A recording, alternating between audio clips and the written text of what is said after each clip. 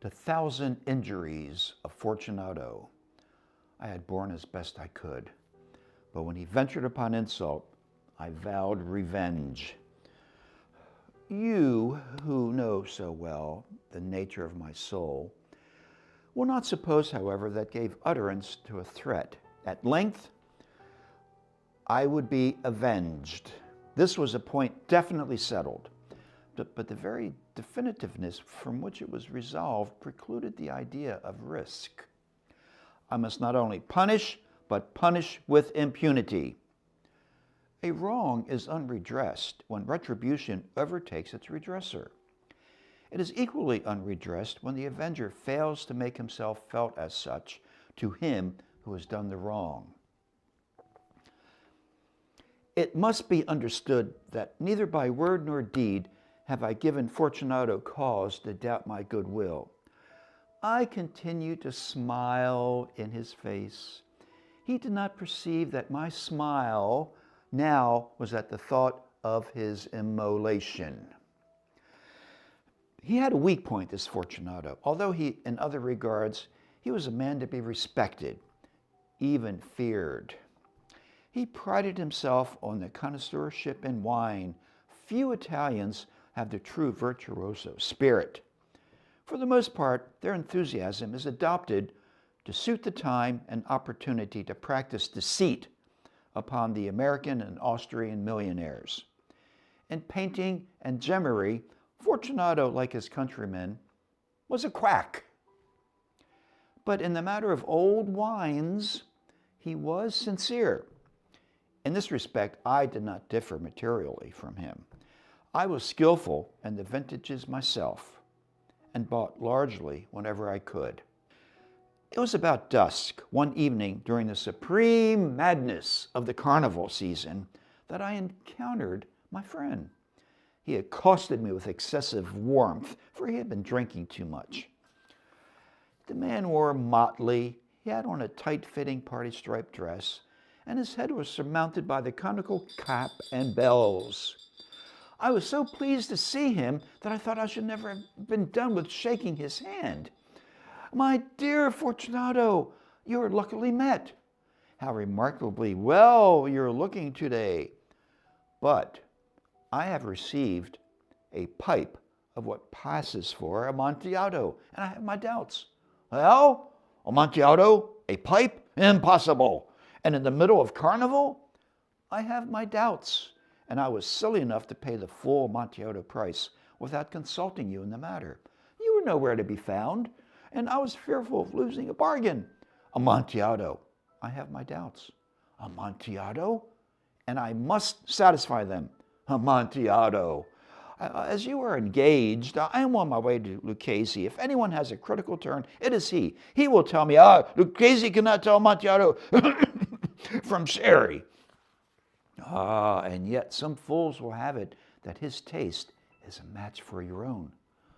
"Come, let us go." "Whither?" "To your vaults." "My friend, no. I will not impose upon your good nature. I perceive you have an engagement. Lucchese, besides, I have no engagement. Come." "My friend, no. It is not the engagement, but the severe cold with which I perceive you are afflicted. The vaults are insufferably damp. They are encrusted with nitre." "Let us go nevertheless. The cold is merely nothing. Amontillado, you have been imposed upon. As for Lucchese, he cannot distinguish Sherry from Amontillado." Thus speaking, Fortunato possessed himself of my arm, and putting on a mask of black silk and drawing a roquelaire closely about my person, I suffered him to hurry me to my palazzo. There were no attendants at home. They had absconded to make merry in honor of the time. I had told them that I should not return until morning, and had given them explicit orders not to stir from the house. These orders were sufficient, I well knew, to ensure their immediate disappearance, one and all, the minute my back was turned. I took from their sconces 2 torches, and giving one to Fortunato, bowed him through several suites of rooms and archways that led into the vaults. I passed down a long and winding staircase, requesting him to be cautious as he followed. We came at length to the foot of the descent and stood together upon the damp ground of the catacombs of the Montresors. The gait of my friend was unsteady, and the bells upon his cap jingled as he strode. The pipe? It is farther on, but observe the white webwork which gleams from the cavern walls. He turned towards me and looked into my eyes with two filmy orbs that distilled the effects of intoxication. Niter, Niter, how long have you had that cough?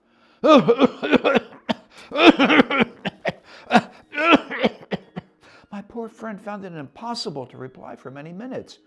It is nothing, he said at last. Come, we will go back. Your health is precious. You are rich, respected, admired, beloved. You are happy, as once I was. You are a man to be missed. For me, it is no matter. We will go back. You will be ill. I cannot be responsible. Besides, there is Lucchese. Enough! The cough's a mere nothing. It will not kill me. I shall not die of a cough. True, you shall not die of a cough. But I had no intention of alarming you unnecessarily, but you should use all the proper caution. A draught of this Medoc will defend us from the damps. Here I knocked off a neck of a bottle which I drew from a long row of its fellows that lay upon the mold. Drink, presenting him with the wine. He raised it to his lips with a leer. He paused and nodded to me while the bells jingled on his head. I drink to the buried that repose around us. And I drink to your long life. He again took my arm and we proceeded. These vaults, they're extensive. The Montresors were a great and numerous family. I forget your arms. A huge human foot d'or in a field azure. The foot crushes a serpent, rampant, whose fangs are embedded in the heel. The motto? Nemo me impuni lacessit. No one insults me with impunity. Good. The wine sparkled in his eyes and the bells jingled. My own fancy grew warm with the Medoc. We had passed through long walls of piled skeletons with casks and puncheons intermingling into the most recesses of the catacombs. I paused again, and this time I made bold to seize Fortunato by the arm above the elbow. The niter, see, it increases. It hangs like moss upon the vaults. We are below the river's bed. The drops of moisture trickle among the bones. Come, we will go back ere it's too late. Your cough, it is nothing. Let us go on. Oh, but first, another draught of the Medoc. I broke and reached him a flagon of de Grave. He emptied it at a breath. His eyes flashed with a fierce light. He laughed and threw the bottle upwards with a gesticulation I didn't understand. I looked at him in surprise. He repeated the movement, a grotesque one. You do not comprehend? Not I. Then you are not of the Brotherhood. How? You are not of the Masons. Yes. You? Impossible. A Mason? A Mason. A sign. Show me a sign. It is this, I answered, producing from under my roquelaire a trowel and showed it to him. You jest, but let us proceed to the Amontillado. Be it so, replacing the tool beneath my cloak, and again offering him my arm. He leaned upon it heavily. We continued our route in search of the Amontillado. We passed through a range of low arches, descended, passed on, descending again, arrived at a deep crypt in which the foulness of the air caused our torches to glow rather than to flame. At the most remote end of the crypt, there appeared another crypt, less spacious.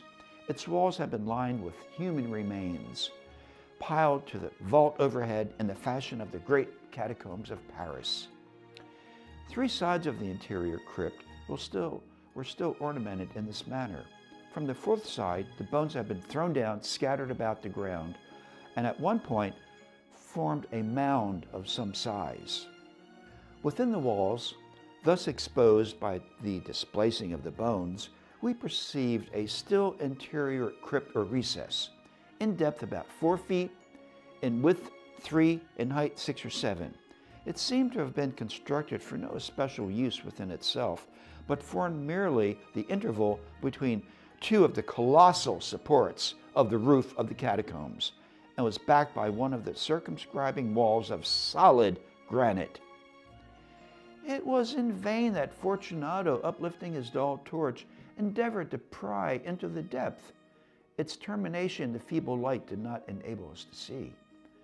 Proceed. Herein is the Amontillado. As for Lucchese, he is an ignoramus, as he stepped unsteadily forward, while I followed immediately at his heels. In an instant, he had reached the extremity of the niche, and finding his progress arrested by the rock, stood stupidly bewildered. A moment more, and I'd fettered him to the granite. In its surface were 2 iron staples, distant from each other about 2 feet, horizontally. From one of these depended a short chain, from the other a padlock. Throwing the links around his waist, it was but the work of a few seconds to secure it. He was much more astounded to resist. Withdrawing the key, I stepped back from the recess. Pass your hand over the wall. You cannot help feeling the niter. Indeed, it is very damp. Once more, let me implore you to return. No, then I must positively leave you. But I must first render you all the little attentions in my power. The Amontillado! Exclaimed my friend, not yet recovered from his astonishment. True, the Amontillado. As I said these words, I busied myself among the pile of bones which I have before spoken. Throwing them aside, I soon uncovered a quantity of building stone and mortar. With these materials, and with the aid of my trowel, I began vigorously to wall up the entrance of the niche. I had scarcely laid the first tier of the masonry when I discovered that the intoxication of Fortunato had in great measure worn off. The earliest indication I had of this was a low, moaning cry from the depth of the recess. It was not the cry of a drunken man. There was a long and obstinate silence.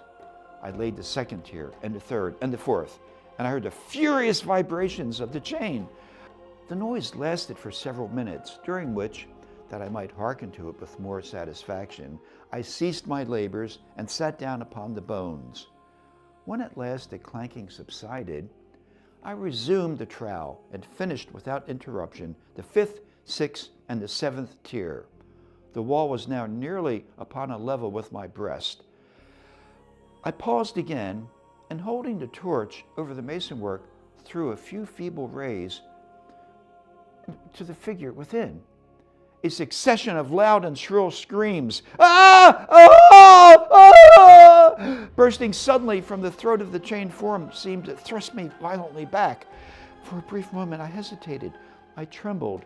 Unsheathing my rapier, I began to grope with it in the recess. But the thought of an instant reassured me.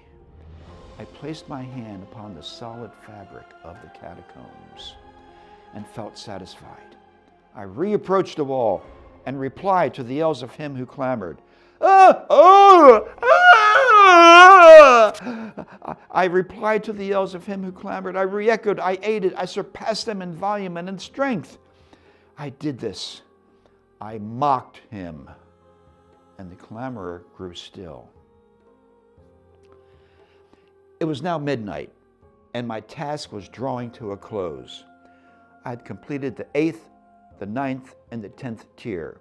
I had finished a portion of the last and the 11th. There remained but a single stone to be fitted and plastered in. I struggled with its weight. I placed it partially in its destination. But now there came from out the niche a low laugh that erected the hairs upon my head. It was succeeded by a sad voice, which I had difficulty in recognizing as that of the noble Fortunato. The voice said, a very good joke indeed, an excellent jest. We will have many a rich laugh about it at the Palazzo over our wine. The Amontillado? Yes, the Amontillado. But is it not getting late? Will they not be awaiting us at the Palazzo? The Lady Fortunato and the rest? Let us be gone. Yes, let us be gone. For the love of God, Montresor. Yes, for the love of God. But to these words I hearkened in vain for a reply. I grew impatient. I called aloud, Fortunato!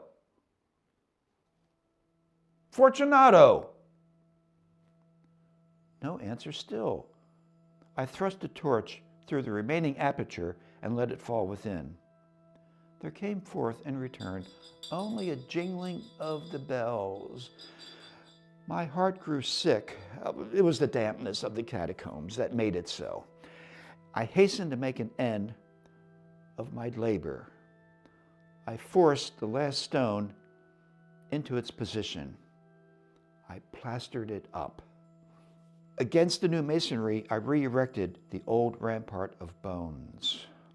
For the half of a century, no mortal has disturbed them. In pace requiescat.